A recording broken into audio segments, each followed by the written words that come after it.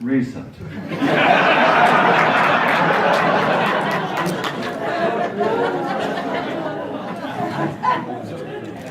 Not every day you get a chance to be introduced by the old gray mare. Now let's get the paparazzi out of the way.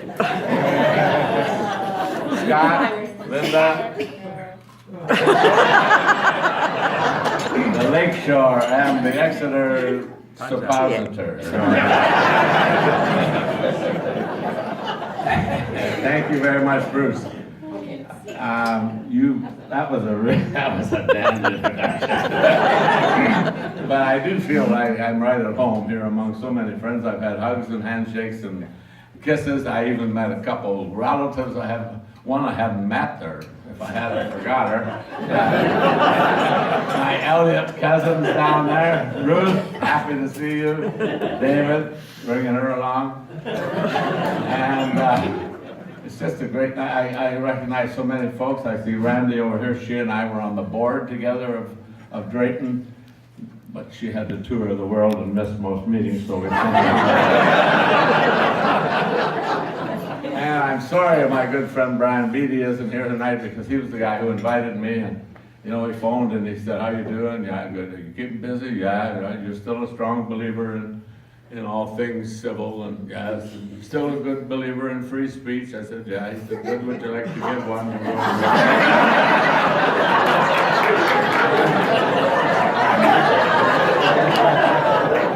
Here I am. I have to do a 7 o'clock interfaith breakfast tomorrow at Binghamton Park at 7 a.m. So I guess I better get on with this. I only have an hour and a half, I was told.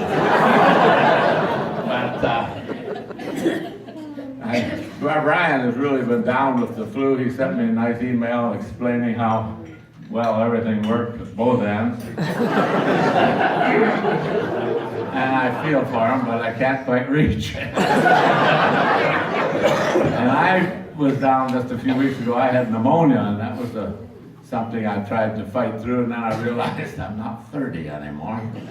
And I had to take a few days, so I went to my cottage at Port Elgin on this same beautiful lake that you enjoy here year-round, and watched the sunsets from the living room, and had a nice visit up there. While I was sick and laying in bed, I watched a lot of TV. And I was watching the Discovery Channel one day, and on there I learned that lions mate up to 10 times a day. And I said, that's just my luck, and like a lot of you, we joined Rotary.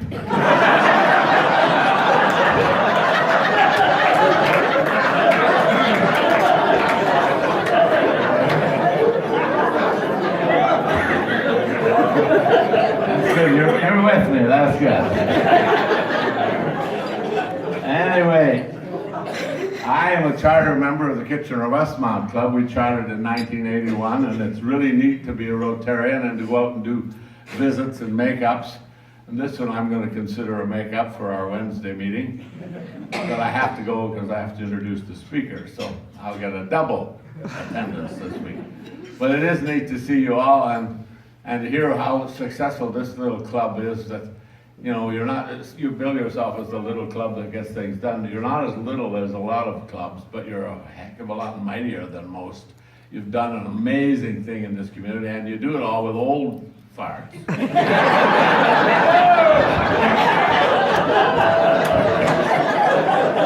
This is a town of retirees and rich people. So that makes perfect Rotarians, and it's neat to see how many things you continually accomplish, and they've all been listed several times here tonight, but it's really neat. And as a person involved with Drayton, I remember when we came down here, first of all, to affiliate and amalgamate or associate with Huron Country Playhouse, and they said, we have an idea, would you like to come and put this into the fold of the Drayton entertainment operation? And we said, well, let's go look at it. There was only a $400,000 debt. And they said, you assume that and take care of that, then you can have the place. That's just the bats and the coons and everything else. But it's really been an amazing experience and an incredible association with Grand Bend. I love Grand Bend. My wife came here before I knew her. She came here every summer. I always went to Port Elgin and Southampton, and she came to Grand Bend. And so now we go to both places a lot, and she loves coming here with me to the theater. And it's great to see how Huron Country Playhouse has come along. The first year we went there, the first thing we did was pave the parking lot so people sitting out having their lunch wouldn't get all covered with dust when the Coke truck came in. And I got rid of the potholes and the mud puddles and just started doing things. And when we got involved with renovation and construction and with all of our theaters, this one was a priority because the summer crowd here with 2 theaters, Playhouse 1 and 2, we do over 60,000 patrons in the summer alone right here. And I know they appreciate the beautiful washrooms now. Those were really gamey things. And if the wind was blowing the right way, you could smell them in the theater. And I remember an actor one time backstage sitting on the throne, learning his lines, and a coon fell down through the drop ceiling right in his lap. He said it was a darn good thing I had my pants down. But it has come a long way. You don't see the daylight now. You don't see the bats and the birds and the pigeons and the ants and the post-war beetles are all gone. It's a phenomenal facility. And backstage is just as nice as it is out front. And you got the most beautiful seats now. And I just love coming here. So I'm going to be here this summer in a show we created. This will be the 8th or 9th incarnation of this slightly overweight rural mounted policeman in a show called Canadian Legends. We rewrote it last year. We've done Bending the Bows. It was a dueling fiddle between a fiddler and a classically trained violinist. Frank Leahy, a Canadian fiddle champion, and Eduard Minovich, a Russian Jewish phenomenon with the violin, and it was incredible to watch these two battle it out. And that was back in the days when Chrétien was Prime Minister. So we set the thing in 24 Sussex, and I was the Mountie who was sitting out in the landing outside the theater, sleeping at a security station. And that was when the Mounties were sleeping at 24 Sussex, and Mrs. Chrétien chased the bad guys away with an Eskimo carpet. And so that's the way the show opened. At 8 o'clock, I woke up and walked in and said, "Hey, how'd you all get in here?" And that was the beginning. Then we did Canadian Looney, Canadian Toonie, and then 3 or 4 versions of Sorry, I'm Canadian. And we kept updating it as prime ministers come and go. And my horse that I rode, my horse has been named Stockwell. It's been named Belinda, Harper, Duffy. Last year it was Mulcair. We keep changing things, and it's always been a great time. So I look forward to being here on the 30th of June. I think we open, and we go through to the middle of July, doing 8 shows a week with Canadian Legends. And if you want to see an incredible show, phenomenal singers and dancers doing all things Canadian, you'll love that show. And it's a great treat to be a part of it over all these years, to have some fun coming out and doing my bit. And Drayton has been an integral part of my life now for over a quarter century, and it was amazing how we started it off with a 9-week season in the village of Drayton, and now it's grown to become the second most successful theater company in the country, but it's the only one that takes no government funding for operations. It raises all its own money, it pays its own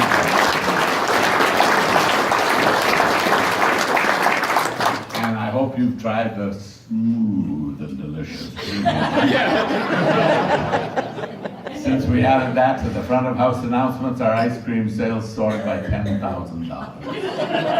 Plant that little seed, Anyway, it goes, this year you're going to be allowed to bring in your beverages and your snacks and your ice right into the theater. So that's a new little twist. Yummy. And we have to keep getting creative on what we do and bringing people out and entertaining them. It's fun to watch the Toronto people who are just starting to discover, after 25 years, the Drayton phenomenon. And they're coming to Cambridge and St. Jacobs, and they see the theater and they say, well, let's go and see what it's like. Well, then they say, my goodness, it's just like professionals. You say, it is professional. Wonder they can't get their head around a $40 ticket and free parking. And that's what's, the same actors you see in Toronto and Stratford and Broadway are all on the Drayton stages. The incredible artists, the incredible musicians, backstage people, management, and there's a love, there's an inherent feeling of great belonging when you're part of a company like that. Much like belonging to a Rotary organization such as this. So it's all hand in glove, and as much work as there is, I always remind people in our Rotary Club, which is now, we've got a great collection of young people coming in. We have 80-some members. There are 5 Rotary clubs in Kitchener-Waterloo, and we are the largest. We were chartered in '81, and it's I think 8 or 10 or 12 of our original charter members are still there. I was the youngest, and now my son has been president. We've got lots of father-son, next generation combination. My son's 39, he's already past president for 2-3 years. But it's fun to watch what's going on, and it's not just the idea of raising money and doing stuff in the community, but half the fun we have is the fun we have. We do lots of social stuff. We bring out spouses. We were the first club to bring women into our club, and now there's only one holdout, and they're dwindling.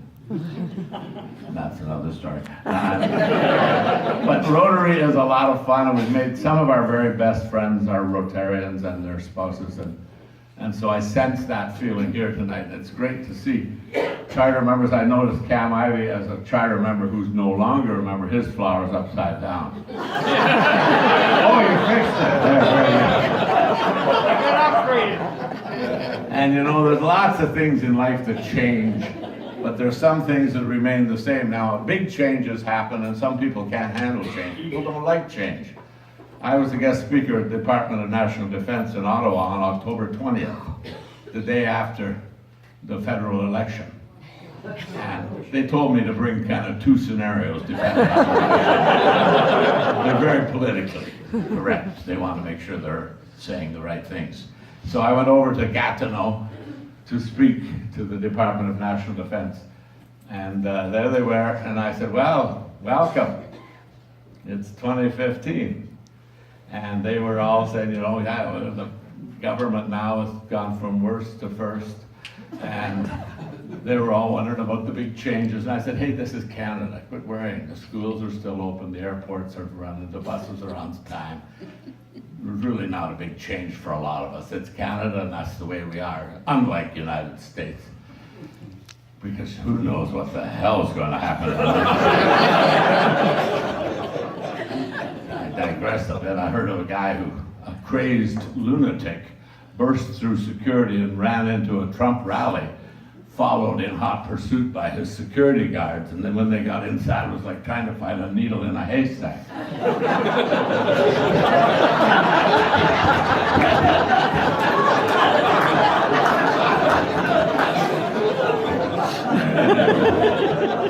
Anyway, in Canada, really the big change in such things as that is just for those who didn't get reelected. You know, the politicians are the ones who see the big change. As I mentioned to my cab driver, Stephen Harper, that morning.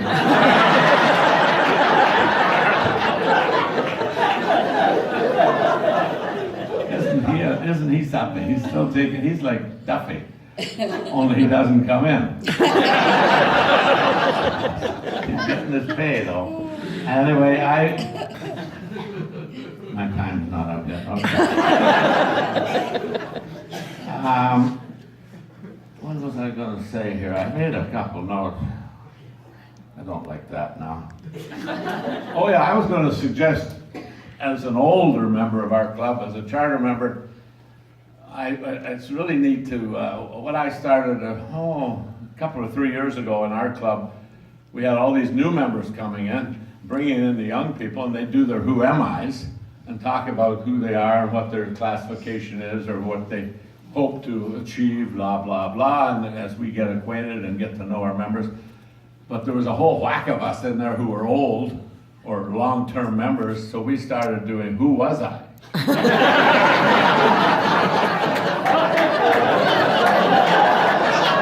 And those are fun.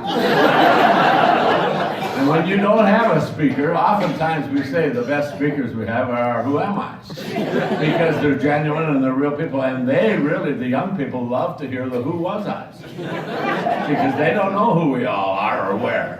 And some of us have had more than 1 or 2 careers, and it's an interesting thing. And that also adds to the fun of Rotary. We're not a fining club, and we're not a bun throwing club, but we do heckle pretty good. I like the singing club. And I have some friends who make up in Florida, and they said, oh, there's one club down there, they sing every lunch hour. They sing 2 or 3 songs. They have a little songbooks that are passed around. So I try to get our club to sing. I always lead O Canada because I'm a theater person. And anyway, we do that very well. And I like to keep it up, keep the tempo moving, because some people drag O Canada out to making it a dirge. One time they asked me to sing, well, somebody didn't show up, so they said, have you got a little song for us? And I had to think hard while I was walking up to the microphone. And I didn't want to do one that I just did in a show because they'd seen it. So I quoted one of my favorite people in showbiz, the guy who only lived to 100, and that was George Burns. Ah, George. And it's interesting, people like George Burns and Bob Hope and Milton Berle and Red Skelton and Phil Silvers and Jack Benny, and you go down the list of those old-time comedians, and they lived longer than the average. The average North American male at that time was living to 74, 76 years of age, and those guys were making it to 100. And Bob Hope, Burns, they both were 100, and what's his name, Victor Borga, he was well up in his 80s. And they all had an amazing attitude. They didn't rush through life to get to be 65 and quit. They never quit. They just kept on doing what was fun. And they said that's half the deal. Laughter is really, really good medicine. It's no longer just a Reader's Digest claim that it's good for you. Laughter is phenomenal. It's terrific for us. It's like inner jogging. But it's a whole lot easier on the hips.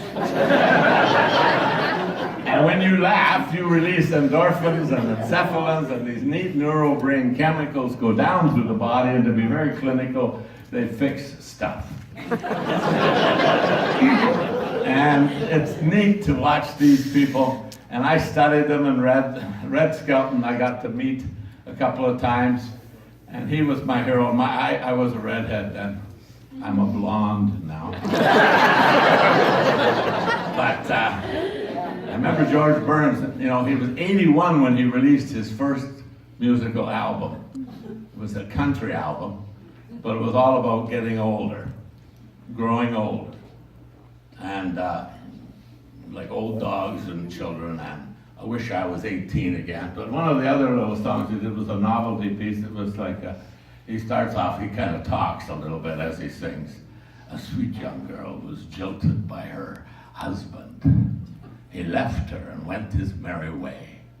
With tearful eyes she wrote a final letter in which her broken heart had this to say. I'm returning every present that you gave me. I'm sending back each letter that you wrote. Every sweet memento that we cherished. The locket that I wore around my throat. Enclosed you'll find the mortgage on the house, dear. That I'm fair, you must admit is true. I'm returning everything except the baby. That's the one thing that I didn't get from you.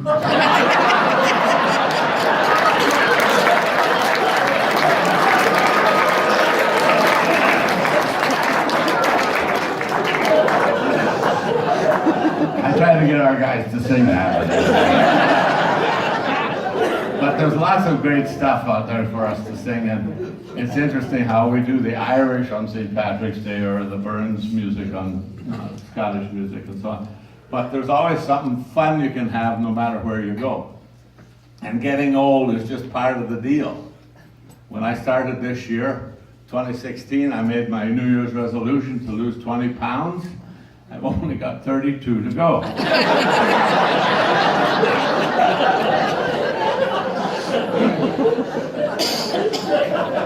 Yesterday at lunch, I ate salad for dinner. Mostly croutons and tomatoes. Well, actually, it was really one big round crouton covered with tomato sauce and a little bit of cheese. All right, it was a pizza. I ate a pizza.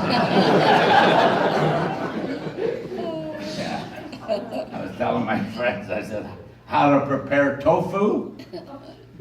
Throw it in the garbage and grill some meat.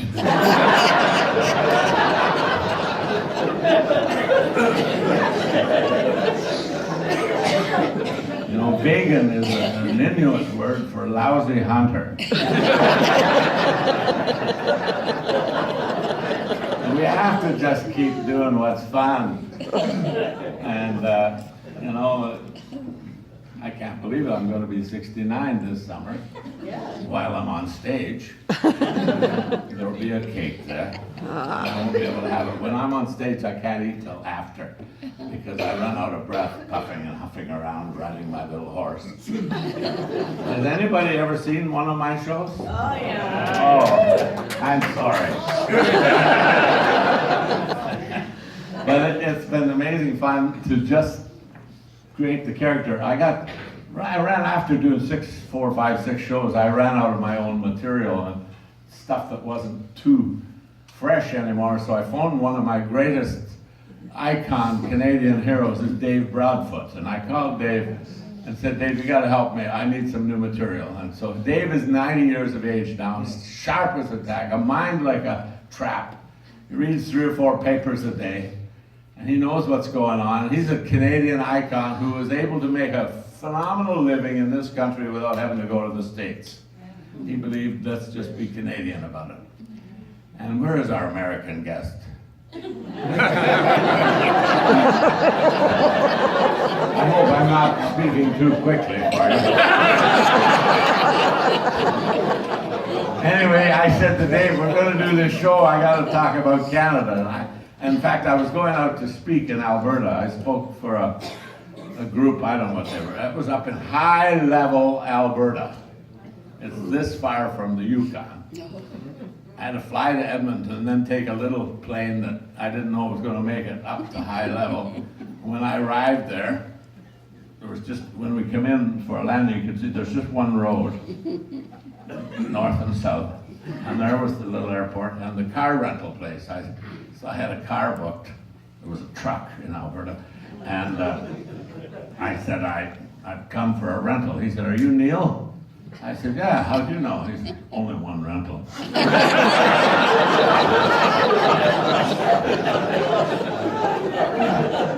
And I told Dave where I was going, and he said, oh yeah, High Level. That's the home base of the first farmers in history to grow frozen vegetables.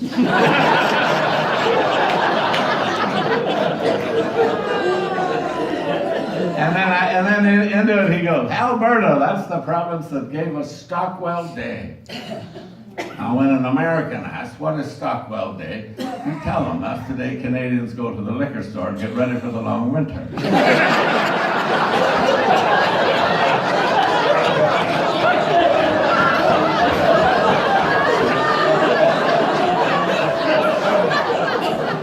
And on and on and on it went. And I had material on every province and territory, and it was just so great. And opening night was one of the biggest thrills. I was up on stage doing this bit and delivering these lines, and a lot of them were fresh from Dave Broadfoot, newly written material. And I toss it out, and the crowd would lap it up, and the audience reaction was incredible. And there was Dave Broadfoot sitting in the 7th row out there clapping and laughing like he never heard of it. And he's such a gentle, lovely man to deal with. And we're blessed to have people like him. And I want to make sure Alex Moustakis sent Dave a check for some of his writing. He didn't ask for anything either. I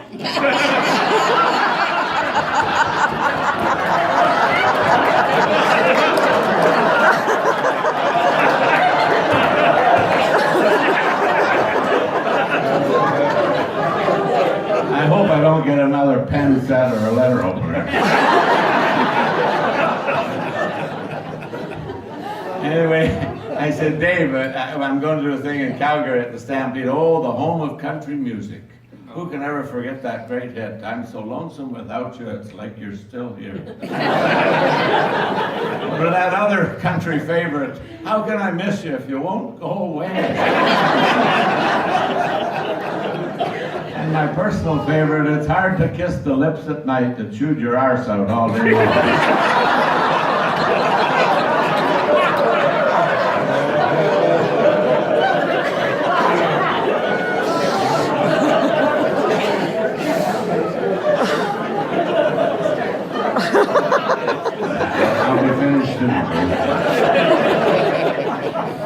You're going to get the hook. But you're celebrating 25 years. 25 years is a milestone. It's an incredible accomplishment. Anniversaries are like old underwear. They just creep up on you. and you look back and say, wow, where did the time go? And it's fascinating to see what you've done. In our club, we've had various causes over the years. The first thing we did was we worked in a bingo. Every Saturday night we had to do bingo. And that's back when there was smoking. Oh, we had to get undressed in the garage at home.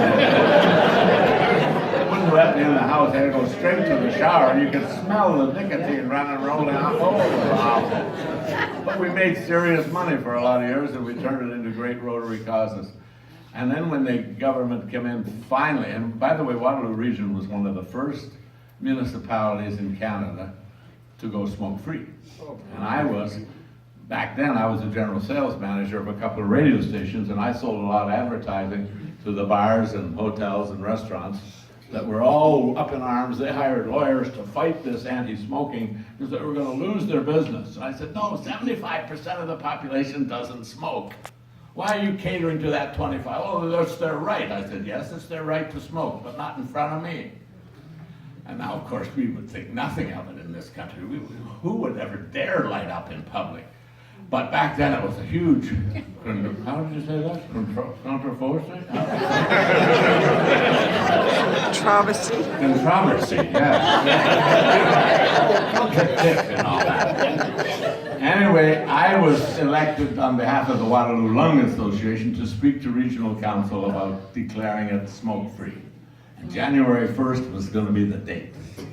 And so I went to make my pitch to council and to all the elected hangers-on.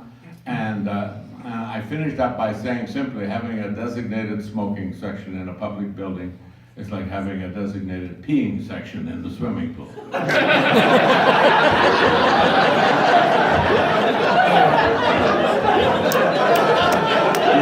It just doesn't work.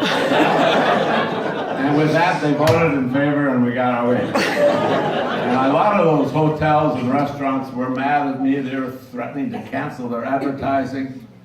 But you know, by May, January, February, March, 3 or 4 months, they said to me, we wished we'd never bothered wasting money on a lawyer, because their sales were all up every single month. Their staff was healthier, their ceilings weren't yellow, they didn't have to scrape the scum off the windows. And it just made for a whole healthier environment for everybody. And that was how many years ago now, we take it for granted. But now you travel to Europe or someplace and you think, who the hell is smoke? But we live in the best place in the world. We do, right here in Ontario.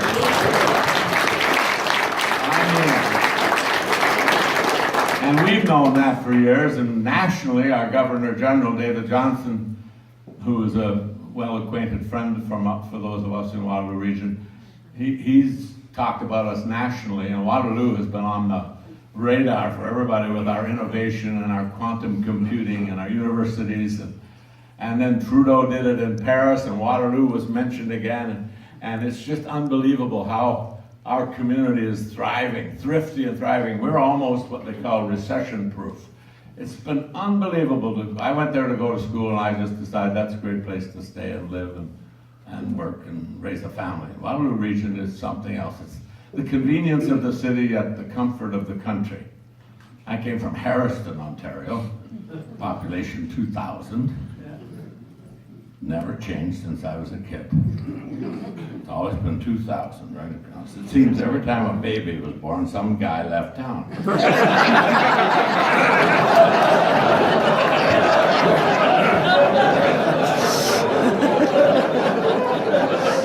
Unlike Grand Bend, which has got a lake, Harriston has a chicken processing plant. But it's still my little hometown, and you know, political correctness dictates that we shouldn't make fun of people or other nationalities, religions, whatever. But it's okay to poke fun at yourself. It's very politically correct to laugh at yourself or your brother. I can make fun of my brother, but you can't. And of course, your hometown, that's fair game. So I always tell my friends, if you ever find out you only got a year to live, you want to do it in Harriston because it will feel like a lifetime. The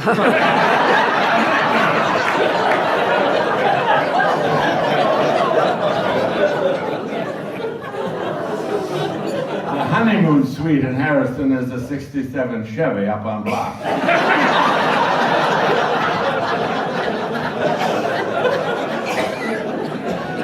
They don't have a Rotary Club, they have lions. But you know, our Rotary Club, we shifted from bingo, then we went to the duck race where we got a dump truck load of these rubber ducks and sold them all, and then we had to tag them with a number to correspond to tickets, and we sold tickets on duck race. And we dumped them in the river, and the river was too fast. Looked like Kaufman Flats, we dumped them in there. And they were already down past the finish line.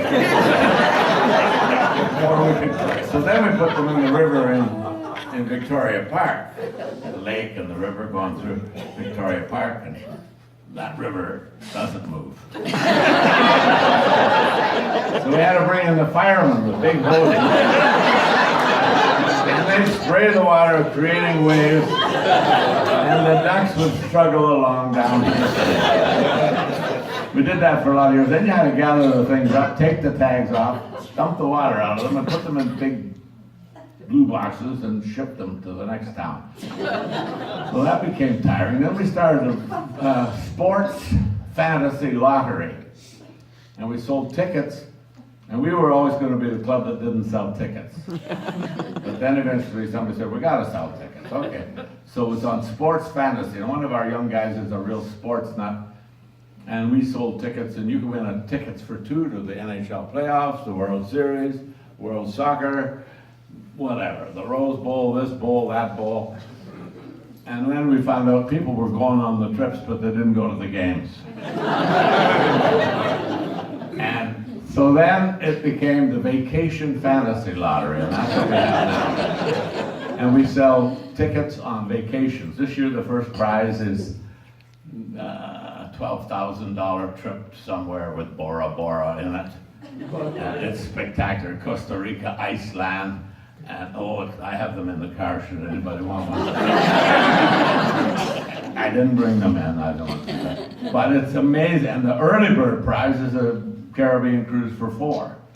And we now make $80,000 on our Vacation Fantasy Lottery. We only print 3,500 tickets. We've never sold them all yet.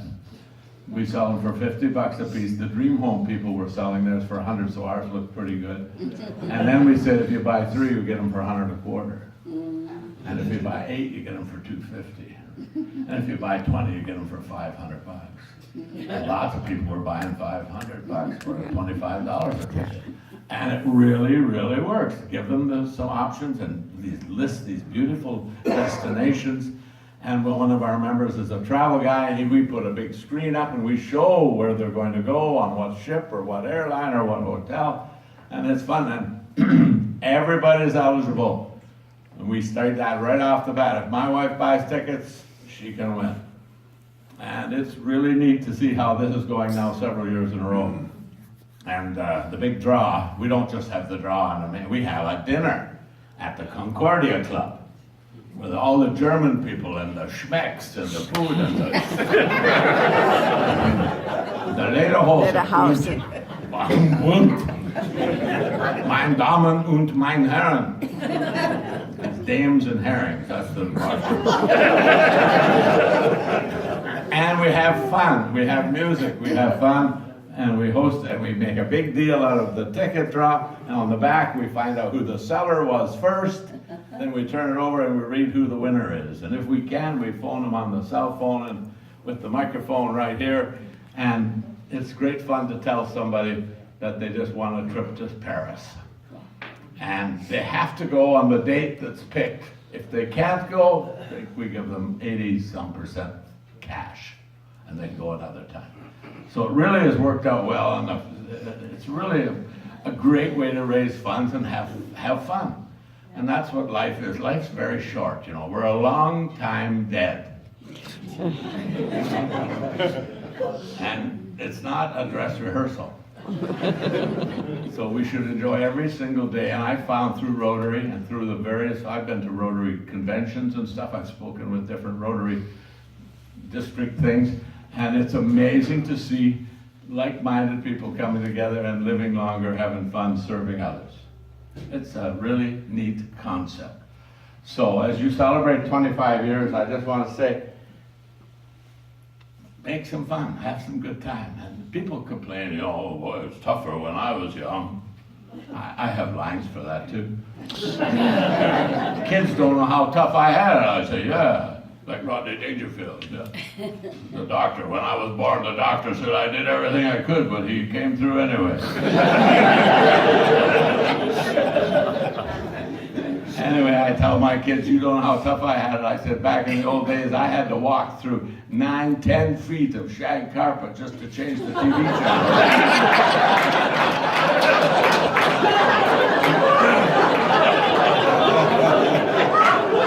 Now they sit there with their Anyway, I've had a really good time here. I want to make sure I haven't done anything, haven't forgot anything. I need your glasses, Bruce. Anyway, I think I've covered it all. There's nothing on that page. Kids today. You remember back when we were kids, every time it was below 0, the schools closed? Neither do I.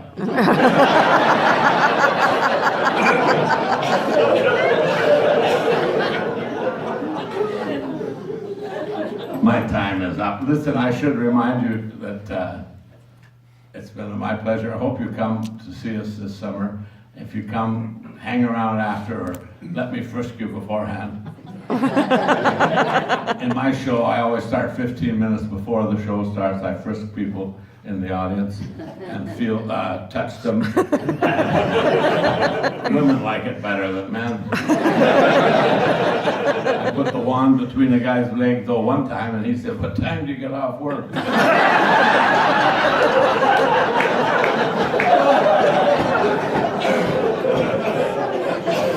But it is fun. I look forward to seeing you all again. It's been neat to be here, and we wish Brian and Marilyn all the best and speedy recovery for his crud that he's suffering from. And you tell Brian it was a really boring evening. He didn't miss a thing. And I'll just remind you that for every mile of road, there's 2 miles of ditch. Stay out of them.